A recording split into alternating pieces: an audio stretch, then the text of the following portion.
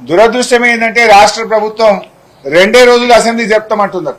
2 రోజులు అంటే 2 రోజులు అంటే ఇవాళ రేపు ఖతం బర్కాస్. అంటే పారిపోతున్నది ప్రభుత్వం. ప్రజా సమస్యల మీద చర్చించకుండా శాసనసభ వాయిదా వేసుకొని పారిపోతున్నారు. వరదల మీద మాట్లాడదామంటే వరదలు ప్రాధాన్యత కాదు, బురద రాజకీయాలు మాట్లాడుకుందామంటున్నారు.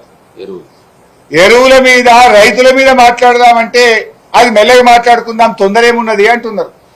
అందుకే ఎరువుల మీద, రైతుల కష్టాల మీద, వరదల మీద, ప్రజలు పడుతున్న బాధల మీద మాట్లాడడానికి ప్రభుత్వం ముందుకు రాకపోవడం వల్ల మేము బీఏసీ మీటింగ్ నుంచి వాకౌట్ చేసి బయటకు రావడం జరిగింది.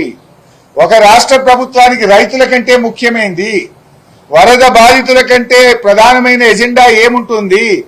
వరదల మీద మాట్లాడడానికి ప్రభుత్వం సిద్ధంగా లేదు, ఎరువుల కొరత మీద మాట్లాడడానికి సిద్ధంగా లేకపోతే ఈ బీఏసీ మీటింగ్ కు అర్థం లేదు.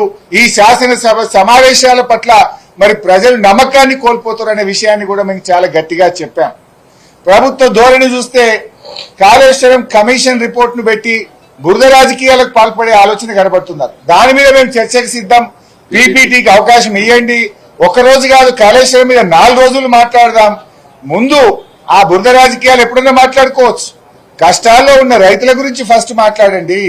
కష్టాల్లో ఉన్న వరద బాధిత జిల్లాలు ప్రజల గురించి మాట్లాడదామంటే లే మాకు వరదలు ముఖ్యం కాదు, బురద జల్లుడే ముఖ్యము అన్న ధోరణి ఇలా రాష్ట్ర ప్రభుత్వంలో కనబడతా ఉంది. అది రేపు ఒకటే రోజు పెట్టారట. బీసీ బిల్లు రేపే, కాళేశ్వరం రేపే, ఇక అసెంబ్లీ వాయిదా వేసుకొని పోతారు. అంటే వరద బాధితులు ఏమన్నా గాని, రైతులు ఎరువుల కొరతతో ఇట్లనే బాధపడని, మాకు సీమ గుట్టినట్టు లేదు, మాకు సంబంధం లేదన్న ధోరణిలో ఇలా రాష్ట్ర ప్రభుత్వం ఉన్నది.